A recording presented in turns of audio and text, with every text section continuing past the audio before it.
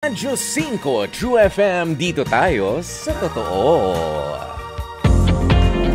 Kapatid, it's 12:12. Isang dosenang minuto makalipas ang alas 12 ng tanghali. Magandang tanghali po sa inyo. Nasa kalagitnaan naman Nasa kalagitnaan na nga po tayo ng linggong ito. Konti na lang 17 na nga po kasi ngayon, July 17, konti na lang patapos na naman ang July. Ano ba yan? Lampas na tayo sa kalahati. Tapos August na, baka naman may makaalala, biglang, Kuya Poy, birthday mo na yun wag naman. Wag nyo na munang iisipin naman ang birthday ni Kuya Poy ay sa August 27 at kailangan na kayo ay mag-ipon-ipon na dyan. Wag na muna. Wag nyo munang i-take note yung August 27 na birthday ni Kuya Poy at pag-ipunan ng inyong mga panregalo. Wag mo, layo pa nun. Ano pa kayo? August 27? Next month pa yun Nung ulit-ulit nyo naman Ayan. Pero eto na nga tumawa-tawa muna tayo dahil dito sa mga susunod na mga eksena, sa mga pag-uusapan natin, hindi ko talaga may ipapangako kung matutuwa ba tayo, matatawa pa. Ayan, pero talaga seryoso. Kaya naman po sana at dapat na marami sa mga nasa relationship ngayon, mag-asawa, mag-boyfriend, mag-girlfriend, ito yung mga relasyon na seryoso na. Kung sa tingin ninyo, seryosohan na, marami po kayong mga madadampot na mga aral dito sa mga susunod na mga malalaman, maririnig natin sa ating kwento. Pero bago yan, pakishare na muna ang ating live streaming. Opo. Para sa lahat ng mga nakikinig din sa atin sa radyo, sa 92.3 sa FM. Aba, thank you so very much. Lakas nyo na ang radyo. I-text nyo na rin ang inyong mga tropa. Oy, oras na, heart to heart na. Yung mga may dyan sa jowa. Marami kayong matututunan sa mga pag-uusapan ngayon sa heart to heart. Ayun, text mo na yung mga tropa natin dyan. Sina Mars. Sige, go. At syempre, huwag nyo rin pong kalimutan na take note na rin to, Bukod dun sa birthday ko na August 27. I-take note nyo na rin ang ating hotlines para sa inyong mga reaksyon, sa mga komento at mga pagbibigay payo rin. Okay, kapag meron tayong espasyo mamaya, ito ang ating mga hotlines, 8631-5788 o kaya naman ay ang 8631-6674. Okay, ulitin natin, 8631-5788 o ang 8631-6674.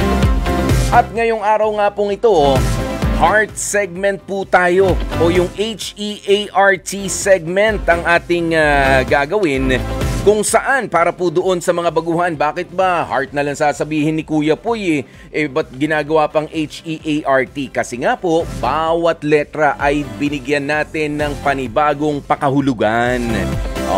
H bilang half and half, lalo na kung parehas kayong undecided o unsure sa inyong desisyon ng partner mo, maaari niyong piliin yung half and half. Ayan, kung kailangan pa rin na iproseso ang inyong sitwasyon o problema, ay pwedeng piliin ang letter E, as in evaluate muna. O kaya naman, nandyan din ang letter A na approve na approve. Kung wholehearted ang inyong approval, opo, tinatanggap ko, Kuya Poy. Magbabalikan na po kami. Yung mga ganoon. Samantala, nandyan din yung napakasakit pero kailangan na rin natin marinig yung letter R na reject. I'm sorry, pero ito na rin po yun, Kuya Poy, at nangyari na po yan na makailang beses dito sa ating programa, Nakausap natin, sinubukan nating i-salvage. Iligtas pa ang kanilang relasyon, pero hindi, Kuya Poy, tapos na. Re-reject ko na. Ito na rin yung huli naming pag-uusap. Ganoon na yun. Reject, okay? At letter T, kung gusto pa rin subukan ulit at bigyan ng pagkakataon na baka sakaling mag-work naman, ay nandyan nga po ang option na letter T na try again. Umpisa na nga po natin ang ating heart segment, mga kapatid, dahil eto ang sabi, iginapang sa kalandian. Yan ang naging puhunan nitong si Lucas para mapagaan ang kanyang trabaho matapos niyang piliin na kumabit sa boss niyang si Amanda. Yan ay kahit may 2 anak na itong si Lucas sa 16 na taon niya ng asawa na si Pamela. Aminadong alam ni Lucas na pamilyado rin ang kanyang boss na si Amanda, pero sa kabila niyan ay binaliwala lang yan ni Lucas. Hanggang sa mismong ang asawa na ni Amanda na si Paul naman ang nakadiskubre ng lihim nilang relasyon at kataksilan. Dahilan para isumbong naman itong asawa ni boss na si Paul sa misis ni Lucas ang ginagawa nilang katrayduran. Kaya naman mula po sa Marikina, kausapin muna natin ngayon si Lucas. Lucas, magandang tanghali sa'yo. Good afternoon, Kuya Boy. Good afternoon. Lucas, kumusta ang kalagayan mo ngayon? Parang lungkot na lungkot ka at sising-sisi ka na dito sa pangyayaring to. Yung tunog pa lang pwedeng lakasan yung boses ng konti, Lucas? Okay po. Anong pakiramdam ngayon? Medyo nagpa-flashback lang po kasi 4 years ago yung nangyari yung gano'n. Ay, kailan? 4 years ago po. Oo, 4 years ago na nangyari yung kataksilan mong yan na gaano katagal ang itinagal? Actually, 2 to 3 months lang naman po yun. 2 to 3 months. At doon sa loob ng 2 hanggang 3 buwan na sabihin na nga natin, let's use the term, wala namang kasing ibang term na mas babagay, pakikipaglandian mo sa boss mo. Gaano ba kalalayan? Nauwi ba kayo na talagang merong mga eksena na sa kama? Wala naman po.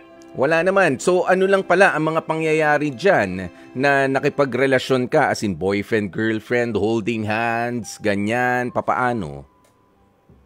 Hindi ko po masabi pero para sa akin parang wala naman siyang label. Okay, walang label. So ano lang ang nangyayari sa inyo? Nitong siguro yung nag-uusap lang po kami, Kuya Poy. So walang, didiretsahin na kita, walang mga eksenang sex? Ganon? Wala po.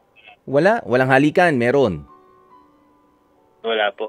Wala ring halikan? So papaanong anong relasyon ang meron kayo? Parang best friend, BFF, ganun lang? Siguro mas ibang level pa. Ibang level. Yung dahil nga po nag-uusap kami pagka nandun sa trabaho. Kasi yung usap na hindi mo masabing formal. So, medyo personal ang mga pag-uusap ninyo.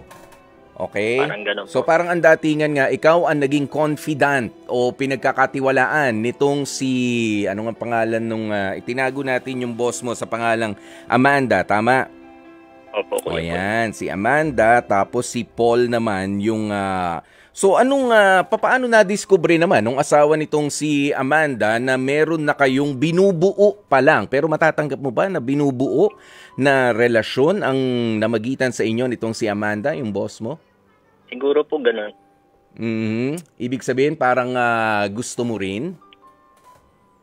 Opo, kasi talagang meron akong benefit na gustong makuha. Ano ba yung benefit na gusto mo makuhang yan? Dahil ba ikaw ba ay pinasok mo yung pakikipaglandian sa boss mo dahil maganda siya, dahil gusto mo siya, o dahil gusto mong ikaw ang maging asawa niya in the future, o para lang... Hindi po, Kuya Poy. Ano yon? Gusto ko lang sigurong mag-benefit tungkol sa trabaho. Okay. Ano bang benefit ang pwede mo sanang nakuha noon kung hindi kayo nahuli? Yung advantage lang, Kuya Poy. Ano bang advantage sa lahat? Ano bang trabaho mo dito kay Ma'am Amanda? Sa sales po kasi kami. So, okay. Yun, every time na lalabas ako, pupunta ako sa mga designated na area. So, meron kasing kaming nire-render na oras. Okay.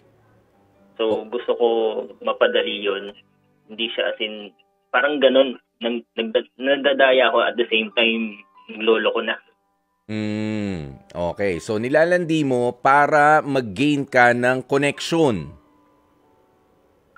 Siguro po. Tama ba? Oo, o kaya yung, anong tawag mo rito? Yung bang mga tao nakakilala niya ay mailipat sa'yo kahit pa konti-konti, mabigyan ka ng special favor sa trabaho. Sa trabaho po. Oo, sa trabaho dahil nga nasa sales kayo, ano? Ayan, pero papaano naman na nalaman nitong si Paul, yung asawa ng boss mo, na meron ng ganyang pangyayari? Saan nahuli? Nung minsan kasing nag-chat ako sa kanya. Yun pala na nabasa na pala nung husband niya yung message. Oh, ano ba yung chat na yun? Nagpagpaalam lang ako na ganito, papunta na ako sa ganyan. Aha. And then? So medyo hindi siya kaya-aya. Alam mo, okay lang naman, no, kung sasabihin mo siguro yung exact words. Meron ba kayong term of endearment? Meron ba kayong tawagan na babe? Wala naman po. Oo. Eh, bakit naman magdududa kung magpapaalam lang? Ganyan, baka merong I love you, I miss you, see you later. Siguro yung ingat ka lang, yun po yung pinaka parang sweetest word dun. Nag-ingat ka. Yun lang, nagduda na, nakatunog na yung asawa, and then, anong sinabi ni Amanda?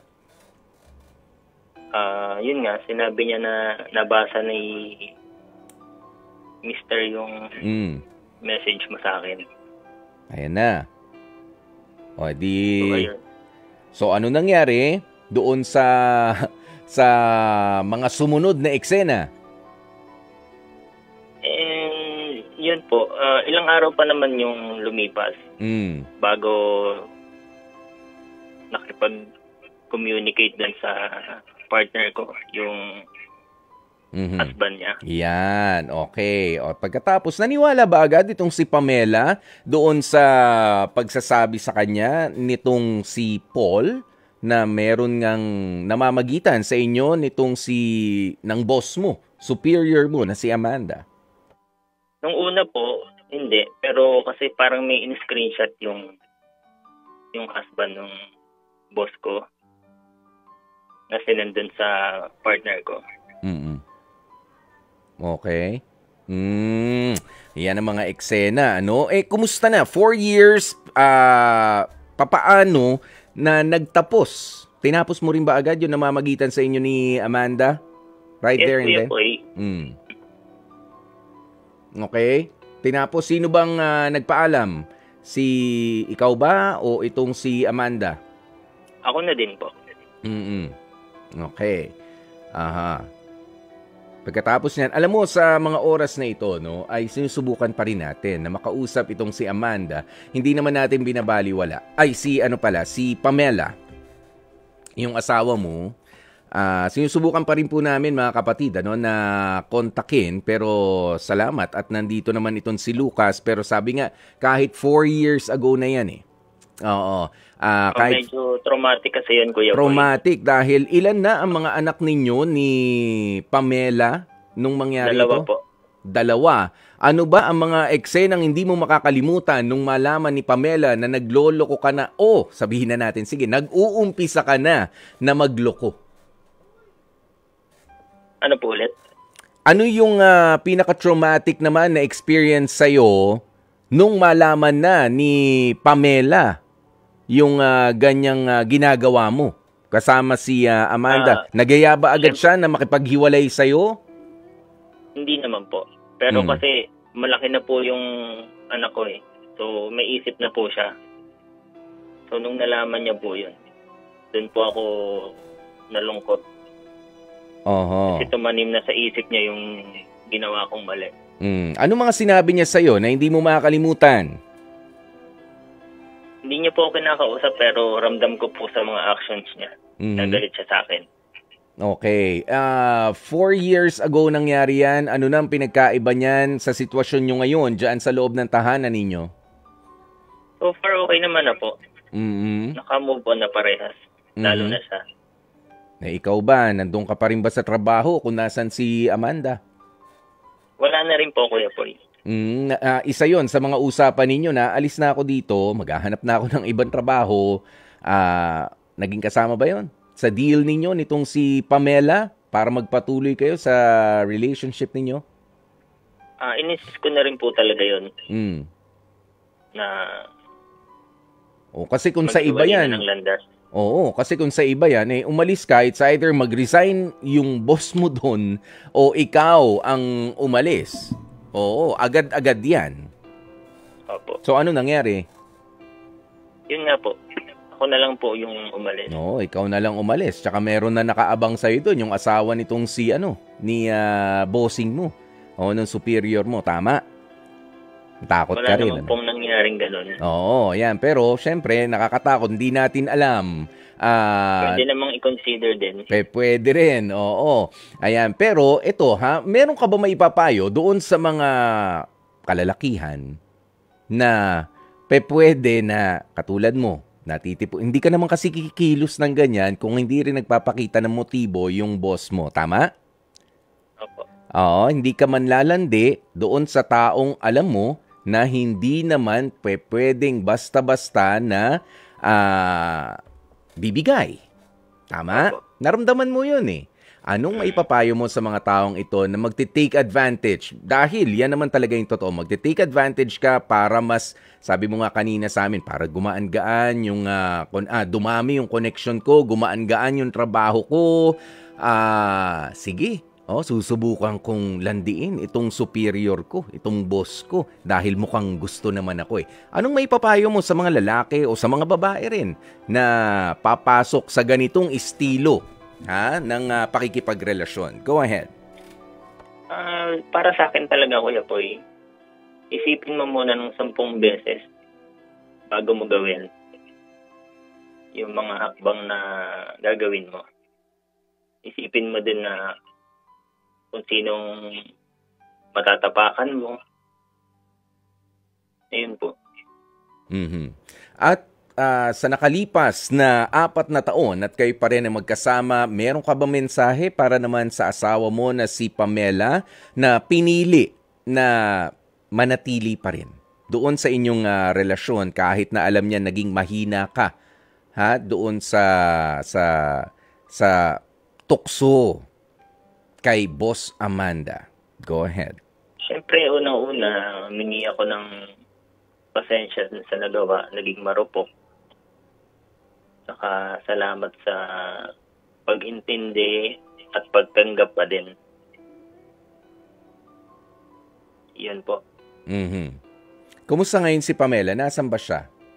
Hindi ba nasa bahay po actually, ito sa mga kapatid natin, sasabihin na rin natin sa mga listeners natin, okay lang, Lucas, na makakausap din sana natin talaga itong si Pamela, ang asawa ni Lucas Casoro. Parang nahihirapan siya ngayon, dahil nagbabalik yung masasamang alaala nung pangyayari from 4 years ago. At sinubukan din nga ni Lucas na tulungan kami para this should serve as a lesson sa mga couples na mga nakikinig sa atin ngayon. Ayan. Pero 4 years ago, parang nakalkal daw ulit yung sugat. Kaya para sa mga gusto pong magbigay ng inyong mga advice o komento rin sa HEART story nitong si Lucas at ni Pamela, pwede po kayong tumawag sa amin sa 8631-5788 o sa 8631-6674. Ayan, at mabigyang linaw din. O kung meron kayong mga gustong linawin o gustong, kasi I'm quite sure natutunan na ni Lucas yung lesson niya. Yan, para sa mga, pwede naman magtago kayo sa ibang pangalan. Papaano ba magpaalam? Halimbawa, di ba? Kuya Lucas, papaano ba magpaalam? Kasi ganyan pala ang pwede mangyari, Pwede palang mangyari, benefit sana sa pagtatrabaho ang makukuha mo, kaso pwede palang mawala yung asawa mo at pamilya mo dahil sa kalokohan papasukin mo. Tama, Lucas? Ano maisasagot mo doon? Sige nga. Tama po. Is it worth it na pasukin yung pagpapalakas o yung paninipsip sa boss is another thing, doon sa panlalandi na o doon sa pagkakaroon na ng pakikipagrelasyon, di ba? Is it worth it, Lucas? Siyempre po hindi. Yan. So, sige, para dun sa mga nagtatanong nga dito, ay anong masasabi mo para sa kanila? Yun, pag-isipan yung maigi yung gagawin ninyo. Lalo na isaalang-alang nyo yung kung may partner kayo, saalang-alang nyo yung nararamdaman nila, yung mararamdaman nila. Ayan, sabi ni Gail Enriquez, naudlot ang benefits. Yun nga palang benefits. Ano pala nakuha mo ron? Oo, nauwi sa, wala, naging bato pa. Meron din, Kuya Poy. Meron naman konti. O ano, nakabenta? Hindi po. Hindi, no? O, pero anong lasa, anong pleasure ang pinagkaiba doon sa bagay na pinaghirapan mo? Sabi mo nga kasi nasa sales ka, na pinaghirapan mo ng sarili mo at doon sa bagay na dumating sa'yo dahil alam mo na meron kang nilandi, meron kang minanipula na tao. Sige nga, anong pinagkaiba ng satisfaction? Actually, wala po eh. Parehong masaya? Basta sa'yo, nakafocus ka lang dun sa sa benta? Sa sales? Yes, Kuya Poy. Ganun lang. Sige. Kung yan ang tingin mo. Kasi I was actually expecting na ang isasagot mo, iba pa rin talaga pagka pinaghirapan mo. Oo, di ba? Kaysa doon sa alam mo na merong kumbaga nandyan na, nakaumang na, ibubukas mo na lang, ay sa akin pala ito parang regalo, mas madali na nga naman pala. Ito kausapin natin, si Angeli ng Caloocan. Sige, Angeli, magandang tanghali sa'yo. Magandang tanghali din po. Oo, ano ba masasabi mo dito sa kwentong ibinahagi sa atin ni Lucas sa kanyang naudlot na panglalandi sa kanyang boss. Ayan, pero nahuli naman din kasi agad eh. Sige, ano ba masasabi mo dyan? Unang-una po, dapat kinonsider niya yung family niya, lalo-lalo na po may dalawa siyang anak. Kahit po sabihin natin na ang reason niya ay pagainin yung trabaho niya. Kung hardworking ka naman po sa trabaho mo, sa craft mo, kahit gaano pong kahirap yan, hindi mo kailangan mapunta sa ganong sitwasyon. Kaya yung naging result po ng actions niya, and yung trauma sa asawa niya. Yeah, parang mas mabigat talaga yung naging kapalit no, Lucas? Yes po. At Angeli, ayan, kasi nga, tama naman yung gusto mo na mapagaan ang trabaho mo para mas maraming mapipitas at may uuwi para sa pamilya. Tama yung focus mo, Lucas, naniniwala ka doon, pero yung paraan mo hindi eh. The end does not justify the means. Ganoon yun. Hindi. Focus para guminhawa tayo. Nga lang, mali yung paraan mo, wala. Mali pa rin yan. Okay? Ayan, maraming salamat sa iyo, Angeli. Thank you din po. Ayan. At syempre, Lucas, it seems hindi na natin makakausap talaga si Pamela. Medyo talagang namimigat na yata ang kanyang dibdib. Pero sa ngayon, masasabi mo ba na sa amin ng derechahan, ano ba ang pinili ninyong HEART decision o yung heart decision ninyo, Lucas and Pamela, sa likod ng mga pangyayaring ito? Buuin pa rin yung pamilya, ayusin yung nasira. Ayun po. Mag-move on parehas sa nangyari. So sa ngayon ba masasabi mo na hindi pa rin talaga fully nakalimutan o naka-move on, di pa kayo nakausad ng gusto nang dahil dun sa nangyaring yan? So far, okay naman na po. Okay na. Na po. Oo. Ayan, at meron ka bang final statement naman para dito sa asawa mo na si Pamela? Ayun nga po, salamat. Tsaka... Siya yung kausapin mo, siya ang kausapin mo. Nakikinig siya. Salamat sa'yo. Salamat ulit. Walang ibang salita kundi salamat, Kuya Poy. Mahal na mahal mo asawa mo? Sobra po. Lalo mong napatunayan kung gaano siya kaimportante mula nang makuryente ka doon sa kalokohan na uumpisa mo sana. Yes, Kuya Poy. So it's a blessing in disguise yung nangyari na yan at hindi pa lumalim ng lumalim hanggang sa nahulog ka na roon sa kumunoy na pwede mong pagkahulugan sa pakikipagrelasyon doon sa superior mo. Sana sa mga susunod mong hanap buhay, sa mga susunod na trabaho, sabi nga ng isa dito, sa mga nagkomento, sabi ni Gail Enriquez, lumaban ka ng patas. Tama? Tama, Kuya Pogi. Oo, lumaban ng patas. Hindi lang yung basta mapadali yung trabaho, gagawa ng kalokohan. Di bali na, bahala na kung mahuli. Yun ang mahirap. Pagka nahuli, ganyan na magiging kapalit. Pwede nga mawala ang asawa mo, yung mga anak mo mapalayo sa'yo, masira ang pangalan mo sa ibang mga tao. Kaya naman maraming salamat sa'yo, Lucas. At ganun na rin, ha? Kaya Pamela, kasama mo ba si Pamela ngayon? Actually, hindi po. Hindi. Lumabas po ako ng bahay. Okay. Pero nandyan lang rin siya. Opo. Sige, pakikumusta na lamang kami at pakiyakap na lang kami. And tell her to stay strong, okay? Salamat, Kuya Pogi. Alright, sige. Sabihin mo pa ang mga gusto mong sabihin sa kanya in person. Maraming salamat sa inyo, no? Pamela and Lucas, sa leksyon na natutunan ng marami sa ating mga tagapakinig dito sa ating HEART segment sa programang Heart to Heart. Love Question of the Day. Para sa mas matibay na relasyon, dapat nga bang parehas kayo ng hilig ni partner? Ano nga ba ang inyong mga kasagutan dyan?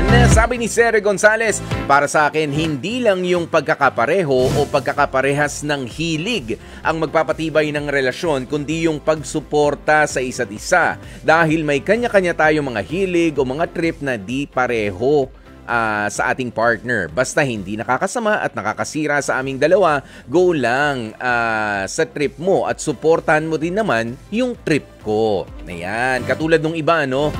Gusto gala-gala. Ayan, gusto ko mag out of kung saang destination, motor-motor, ganyan. Yun nga partner, ayoko naman Ayoko nga, dito na lang ako. Sige, mag-iingat ka na lang. Pagbigyan, hindi yung magtatampo at mag-aangkas ng iba dyan. Wala naman akong pinariringgan. Ayaw naman sumama nung asawa ko ayaw naman sumama nung girlfriend ko. Ayaw niya umangkas. Ikaw, pwede ka ba? Nako marami nahuhuli sa ganyan. Napipicturan, napipitikan. Yan, si Flor de Liza Casquero, sabi niya, hindi. Kasi hindi, kahit na matagal na kayo na nagsasama, may mga gusto siyang gawin na ayaw mo At ganun ka rin naman. Pwede naman maging matibay ang relasyon ninyo, basta give and take lang. Pagbibigyan, at syempre, huwag kalilimutan na magbigay din kung kinakailangan. Tama yan. It's a give and take kind of setup talaga. Pagkadating sa mga sa mga trip na gawin, sa mga hilig, gusto ko manood ng basketball ganitong oras sa TV. Ikaw gusto mo drama? Sige, doon muna ako kinakumare. Makikinood ng probinsyano. Tapusin mo muna itong pinapanood mong PVL. O kaya naman PBA. Diba?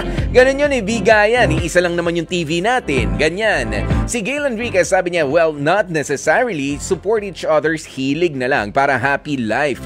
Maliban lang sa pag-inom ng alak, ay tama po yan. Kapag ka mga bisyo yan, mahilig mag-inom, mahilig manigarilyo, mahilig kung anong droga man yan. Ako, hindi nyo kailangan kahiligan yan, please. Para lang sige, para sakyan ko yung trip mo.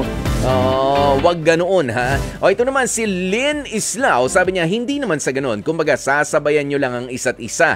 Kung ano ang gusto niya, sabayan mo. Kung ano ang gusto mo, dapat sabayan niya rin para magkasundo kayo. Ayan. Thank you Lynn Islao. At sa iba pa mga sa iba pa mga nagko-komento at mga nagbigay ng inyong mga opinion Pero alam nyo ang pinakamaganda talaga na sagot para sa mas matibay na relasyon, kung dapat nga bang parehas kayo ng hilig ni partner, well, at least you try you try once or twice na makahiligan din yung maganda niya namang kinakahiligan. Hindi yung una pa lang, dahil ayoko niyan Diba? Subukan mo, baka magustuhan mo rin. Dahil iba pa rin kapag kayo ay mag-partner na hindi man lagi, pero from time to time ay merong mga activities na trip nung isa na ginagawa ninyo. Nagbibigayan, ganyan. Oo, dahil you learn from each other, 'di ba? Hindi lang naman we love each other but we don't learn new things with each other.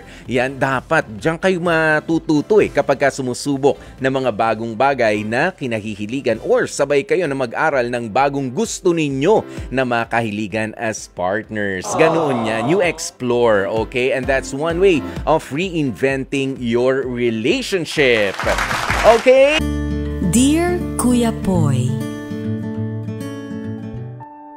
Dear Kuya Poy, ito na siguro ang katumbas ng ginawa naming panloloko at pananakit sa mga dati naming karelasyon. Ako po si Belinda, 35 years old mula dito sa probinsya ng Laguna. Marahil maraming magtataas ng kilay sa kwentong ibabahagi ko sa inyong programang Heart to Heart. Ang dahilan kung bakit nagdesisyon akong sumulat sa inyong programa ay para maibsan at tuluyan ng mabunot ang tinik na nakabara sa puso at sa konsensya ko. Nangyari yan matapos parehas kami ng asawa ko ngayong si Donald na piliing lokohin, saktahan at iwanan ang nooy mga karelasyon namin, Kuya Poy. Bago ko kasi makilala si Donald, ay may 10 taon na siyang karelasyon sa kanyang kasintahan na si Roanne, habang ako naman ay nasa 2 taong relasyon din sa boyfriend ko na si Arnold. Wala sa bokabularyo ko ang paraan na ginawa kong panloloko kapiling ngayon ang kakutsaba at asawa ko na si Donald. Instantly matapos kong makilala si Donald ay mabilis kaming nakapagpalagayang loob. Na-inlove ako ng sobra sa kanya, Kuya Poy, kaya kahit may naghihintay na matinding kasalanan ay nagawa naming ipaglaban ang aming relasyon. Naging okay naman ang breakup ko sa boyfriend kong si Arnold noon, pero hindi ko inaasahan na magugulo ng aming relasyon ni Donald ang pakikipaghiwalay naman niya sa kanyang 1 dekada ng karelasyon na si Roanne. Hindi kasi tinanggap ni Roanne ang alok na pakikipaghiwalay ni Donald sa kanya noon. Nalaman ko na lamang na labis na nawasak si Roanne sa breakup ng asawa ko na ngayon na si Donald. Sa totoo lang, sinubukan pang isalba ni Roanne ang kanilang relasyon ni Donald pero sa kabila ng pagpupursige niya, ay ako pa rin ang pinili ni Donald. Huli na nang mapagtanto ko ang matinding nagawa naming kasalanan ng asawa ko sa mga dati naming karelasyon. Siguro kung ako mismo ang personal na humingi ng sorry kay Roanne ay posible pang mabawasan ang bigat na dinadala ko sa ngayon. Makalipas ang 1 taon namin na pagiging magkasintahan ay nagawa na nga ni Donald na sorpresahin ako sa kanyang proposal sa akin. 1 year after ng proposal, ikinasal na nga kami ng mister ko, Kuya Poy. Sobrang thankful ako dahil siya ang dumating sa buhay ko. Ramdam ko ang pagiging very supportive at caring niya pagdating sa akin. I got the financial security mula sa kanya na hindi ko naranasan sa mga dati kong karelasyon. Milya-milya ang layo niyan dahil ako pa mismo ang provider sa mga dati kong naging boyfriend. Ipinagbubuntis ko ang unang anak namin ni Donald, Kuya Poy, at matapos nga ang panganganak ay dito na ako nakaranas naman ng postpartum depression. I felt pressured taking care of our daughter. Idagdag pa ang hindi ko masyadong maramdamang suporta mula sa aking mister. Kung hindi busy sa work ay palaging nasa kanyang mga barkada itong si Donald. To cut the story short, nahuli kong may ibang babae ang asawa ko, Kuya Poy, pero hindi ito si Roanne. Ang babaeng winasak namin dahil sa pagmamahal niya ng lubusan para kay Donald. Hindi siya.